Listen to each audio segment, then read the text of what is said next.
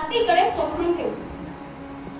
ती कुरवाळली आणि नंतर म्हणाले, शांततेत म्हणाले की ऋषी, एवढा का त्रास घेतलात? तुमच्या पायांना काही इजा तर झाली नाही ना? माझ्या भक्तांना माझं जे नामस्मरण करतात, जे माझ्यासाठी तपस्या करतात, त्यांनी माझ्या छातीवरही लाथ मारली तरी मला काही क्रोध येत नाही. तेव्हापासून छातीवरती, विष्णूंच्या छातीवरती एक खड्डा आहे, ज्याला आपण म्हणतो भृगुवत्सलांचन पद. भृगूंनी मारलेल्या भृगूंनी जी लाथ छातीवरती मारली त्याची ती खूण आहे. आणि तेव्हा श्री विष्णू असं म्हणालेले की माझ्या भक्तांनी माझ्यासाठी जे काही केलं त्याची खूण मी अभिमानाने मिळवू. आता एवढं ऐकल्यानंतर भृगु ऋषींच्या डोळ्यात पाणी आलं की मी एवढी लाथ मारली, माझ्या देवाला लाथ मारली, तरी सुद्धा तो काहीच चिडला नाही. त्यांना कसलाच क्रोध आला नाही. ते काही बोलले सुद्धा नाही. उलट त्यांनी पाय धरून तो कुरवाळला. आपल्या भक्तांचा एवढा विचार करणारा देव हा सर्वश्रेष्ठ देव. झालं. हे सगळं इंद्रांना जाऊन त्यांनी सांगितलं. इंद्र म्हणाले, ठीक आहे, आजपासून ठरलं, विष्णू सर्वश्रेष्ठ देव.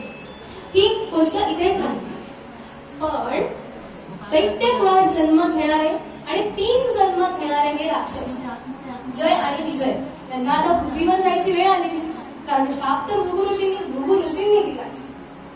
असं म्हटल्यावर एवढ्या संकटात असताना देवाचे द्वारपाल आहेत, ते देवाकडे जाणार.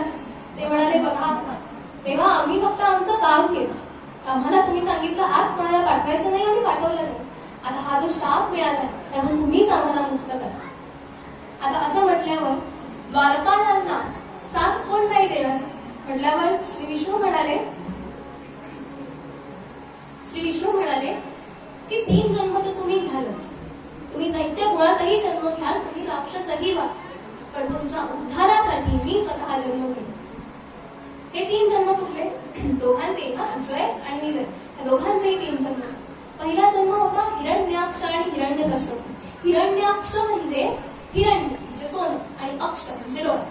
ज्याचा सोन्यावर डोळा आहे, जो सोन्यासाठी लोभले आहे, तो त्यालाही मारावं लागलं. आणि कश्यप म्हणजे संग्रह करणे, ज्याला सोन्याचा संग्रह करायची खूप इच्छा होती, असा हिरण्यकश्यप. त्या दोघांनाही मारण्यासाठी विष्णूने पुढच्या 10 अवतारांपैकी हे 4 अवतार घेतलेले होते. त्या दोघांना मारण्यासाठी पहिलं म्हणजे वराह अवतार आणि दुसरा म्हणजे नरसिंह अवतार हिरण्यकश्यपूला मारण्यासाठी. हा एक जन्म झाला.